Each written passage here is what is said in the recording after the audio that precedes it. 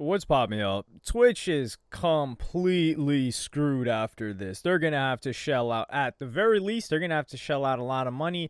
At the very worst, their event's cooked and fried, and they might cancel it moving forward because a popular female streamer by the name of Emiru got attacked right when she was doing a meet and greet with security that was supposed to be keeping her safe when she was already anxious about having to do the meet and greet in the first place. Now, I'm going to play you guys a clip until when it, right about where it happens, and then I'll explain what happens after, because I don't think we could show all of that. Oh. That's crazy. Holy shit.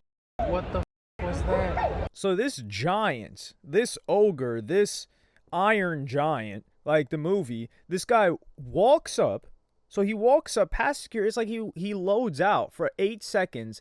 And then what I thought was going to happen is that he was going to hit her with a cross or like a left hook or like something like a... If you guys remember what happened to XXXTentacion on stage years ago, where somebody that didn't like him loaded up a falcon punch for like 20 meters and then just ran into him and then knocked him out. I thought it was going to be an attack like that, the way that the headlines were written. But it was far worse than that because this guy grabs her, like arms around her, and then like, I don't know if he's like kissing her neck or something like that, or like her face. It was just, this is significantly worse than if he had hit her, in my opinion. But this happens, and then this security guard that's half the dude's size, like just pushes him off. And this is so terrible because this girl did not even want to show up here in the first place. Because Cinna, another female streamer who's friends of hers, she's collaborated a lot with FaZe, she explained why she didn't do a meet and greet. And I'm going to play you guys that clip right now. So I had to cancel my meet and greet because of the stuff. But in order to, I can't cancel my meet and greet and not cancel her show because of the fact that the reason I cancel my meet and greet is I don't want to be in the same place for 2 hours. Because of people being weird. Okay. And then I'm under contract with them, so I can't cancel one and not cancel the other. Interesting. Oh. So I'm sorry, I kept my Emmy. meet and greet because I wanted to keep my show. Surely it'll be fine. I'm sorry, Emmy. I'm sure everyone will be nice. So that's Emiru on the far right. And Emiru said that she kept her meet and greet because she wanted to keep her show. So it's like, hey, you do one for us, we'll do one for you. Because TwitchCon wants to keep the fans happy, so they want to have her do the meet and greet for some reason, which leads me to believe, did Neon have a meet and greet because of that? Anyway, the reactions to this were terrifying, to say the least, because Emiru also was anxious to show up because, and keep in mind, in the first place, like, this is kind of heartbreaking because she's like, oh, like, I think it'll be fine. Her security guard got fired. And she had recently talked about this while on Jason the Ween's stream. And I want to play you guys that clip right now. I don't think that's true. Okay, maybe I should talk about this, whatever, who cares. I had a security guard 2 years ago where there was a guy following me around TwitchCon and he like asked him to stop multiple times. My guard asked him and the guy wouldn't stop. So he grabbed the guy, but he didn't like hurt him. He was just holding the guy until like the con security came. And then for some reason, they're like, yeah, because your security guard touched him, he's like perma-banned from the venue forever. But he didn't even hit him or anything. He just like held him while they waited for like the police to come. And it was like my favorite security guard. I can't have him at TwitchCon anymore. I was just like it was so sad because he did like everything. So here she's saying that in the past, it's already happened where some dude was following her around. And the security guard, it sounds like it was her personal security guard because if it was somebody else's, if it was the venue security, the security wouldn't be following her around. And another individual that had security years ago, or actually a couple of years ago, was Karina Koff. She clearly had somebody, people didn't even notice that he was her security guard. But I noticed that dude. I was like, oh, this guy, because he's not some giant. He's not just some fat dude. He was a leaned out, older white dude that was just like in the back and people didn't even notice or what he was doing. That guy was going to lay somebody out.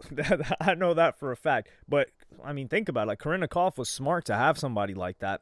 Granted, she was already up at least like 50 M's at this point. But this is completely screwed because the security that was going to protect her wasn't even there. These guys got some tiny guys who didn't even do their job. And on top of that, Asmongold had talked about this a month ago or so, like towards the end of September. And people like Valkyrae, for instance, another female streamer, and Cutie Cinderella, who was dating Ludwig, very popular streamer, they said that they weren't going to go because they were scared. And they said, Valkyrae said, I'm kind of afraid to go to TwitchCon. I've been so anxious and scared and sad this whole past week with everything that's been going on. We're in a bit of a conundrum, Cutie agreed. We're supposed to do Wine About It live, which is, I think, like their podcast or show, and TwitchCon. Love TwitchCon for supporting our show. I've given them a soft, hey, we're in a bit of a panic mode right now. And then what Twitch says is, I want to be very clear. We take security at our events like TwitchCon extremely seriously. Every year we build on successful approaches to TwitchCon safety and security, particularly as we become aware of new or emerging security or safety challenges. We have teams focused on this year-round, including keeping creators and community members safe on Twitch or at TwitchCon. We have rules and standards regarding TwitchCon attendees. Clancy went on to explain that TwitchCon has a zero-tolerance policy for harassment and claimed he is taking care to make sure the event is as buttoned up as possible.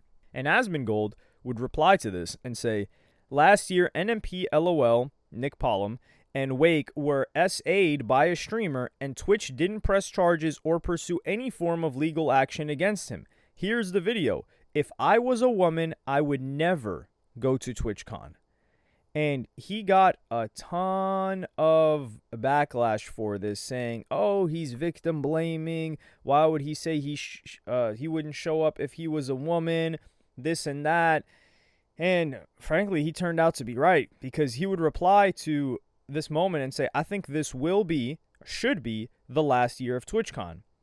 And someone says, no woman should go to TwitchCon, which is what he said a month ago. He says, I tried to say this and warn people, but I was accused of, quote, victim blaming. Hopefully the virtue signaling was worth more victims. Twitch alone is responsible for this. With how lax they have been with security, anyone could have seen this happening. Now, I will say, there are some ridiculous comments in the replies saying that, oh, you know, like the way that they farm these parasocial relationships, they're surprised that this doesn't happen more often.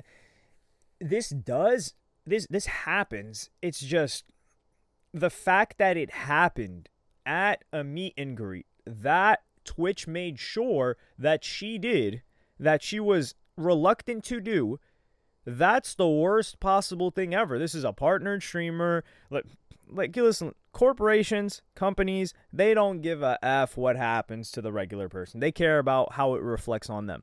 So some regular girl, hey, listen, well, I'm not sorry to say this because I'm just saying the truth, but some regular girl having something happen to her, some dude having something happen to him, they're not tripping over it, even if they're small, tiny streamers. But if you're partnered with somebody in doing something and you can't even keep them safe, that's just, it's outrageous. And I cannot give Twitch any grace here. I cannot even try to understand, because this person is working for you. Like, imagine somebody's on stage doing a panel at ComplexCon and they get attacked. It's like, yo, Complex, you guys made sure that they came here. It's not like they got attacked and they were just a attendee on the floor. Like, you can't have security and people watching over, what, like 50 to 100,000 people at an event? I'm talking about, I think it's 100,000 at ComplexCon. I don't know how many showed up to TwitchCon. And Twitch gave a statement and said the following: the safety and security of all those attending TwitchCon is our highest priority. The behavior displayed by the individual involved in the incident yesterday involving a high-profile streamer was completely unacceptable and deeply upsetting. In line with existing TwitchCon security protocols, law enforcement and event security were on site and responded to the incident. We immediately blocked this individual from returning to the TwitchCon premises, and they are banned indefinitely from Twitch, both online and in-person events. We're coordinating with the impacted creators team, and per our standard protocols, continue to cooperate with any law enforcement investigations. We have increased security at the meet and greet. Oh, man. We have increased security at the meet and greet attendee check-in point, and we'll have additional security personnel surrounding participating streamers. Keep in mind, TwitchCon is still going on. It's the whole weekend. If you've RSVP'd for a meet and greet, please note that we are unable to accommodate +1s for the remainder of the event. Twitch has zero tolerance for harassment or acts that inhibit the safety and security of our community. It's really important to us that our creators enjoy their experience at TwitchCon and feel safe. We regret that their experience was disrupted by this horrible incident. And Asmongold replies and says, I look forward to discussing the veracity of this statement tomorrow. Valkyrie, who is a friend of Emiru's, even replied and said, seeing Emiru get assaulted after Twitch banned her preferred personal bodyguard, so it was her personal bodyguard, from being there to protect her, and watching the guy walk away in the clip is incredibly disappointing. Stay safe, everybody. Nothing but love to you, Emmy. And this is the problem. This guy, he was just walking around like there's clearly something. Half of the gears in the factory that run this guy's supposed mind have fell out. They've rusted. They've been neglected by WD-40. It's rusted. You just got to get rid of them altogether. Because they're saying, oh, yeah, law enforcement and this and that. Let's keep it a buck. If this guy just did that and ran off like he booked it and left the TwitchCon venue, it would be wraps. That's it. Nothing would ever happen to him. They wouldn't even, they probably know who it was from cameras, but they wouldn't pursue it any further, and he would have completely gotten away with it. We don't even know if he got arrested. We don't know if there's a mugshot. We don't know anything that has to do with that. And even a male streamer didn't want to show up for good reason, which was Hassan. Hassan is the opposing side's Charlie Kirk. And after they smoked Charlie Kirk, Hassan was like, yo, I'm not too sure I want to go to TwitchCon. People knowing my exact location for hours a day, and that was Emiru's problem too. She's like, or Sinna, I think.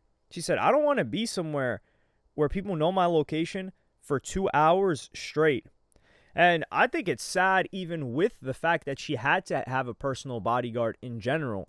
Not because it's not like, yeah, sure, it quote unquote comes with the job, but I feel a little for whether it be rappers, whether it be celebrities, like not being able to leave your home and go somewhere that you want to go. Like, of course, when she's at home, she can probably go to the grocery store and all that. She's not like that level of fame.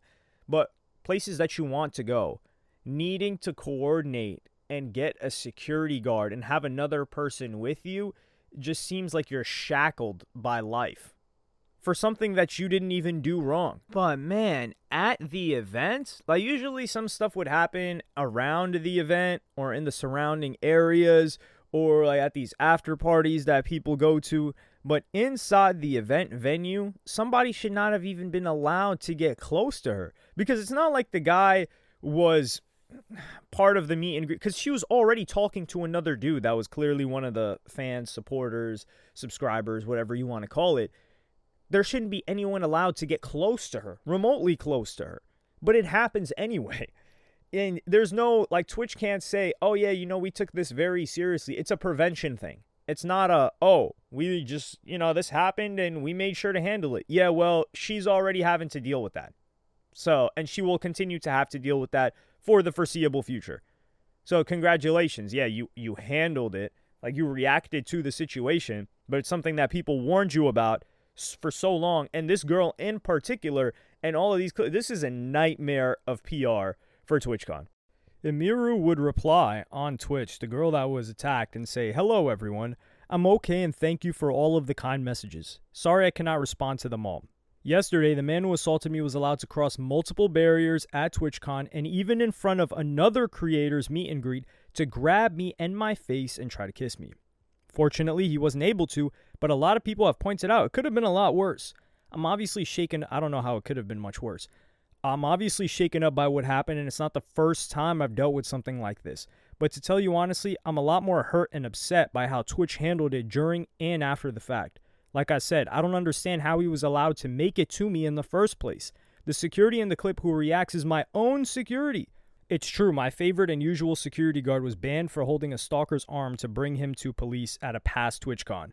However, there were at least 3 or 4 other TwitchCon security staff in the area who did not react and let the guy walk away. As you can see in the clip, since they don't even appear in the frame, LOL. The woman who was walking me away is my own personal manager, and behind the booth, the only 2 people who were checking on me and comforting me were her and my friend. None of the TwitchCon staff came to ask what happened or if I was okay. My friend who was present told me Twitch security were also behind the booth afterwards, joking about how they didn't even see what happened and immediately laughing and moving on to talking about something else. So if no one was checking if I was okay or if I needed anything, and they let the guy run away initially, I have no idea what anyone hired to keep the event safe was doing. In Twitch's statement, they said that the guy was immediately caught and detained. I'm sorry, but this is a blatant lie. He was allowed to walk away from my meet and greet, and I didn't hear he was caught until hours after he attacked me. And it felt like this only happened because of my manager pressing for it, not because TwitchCon staff present thought it was a big deal. I have a lot more I want to say, but I will say it on stream later today instead of writing a book on here.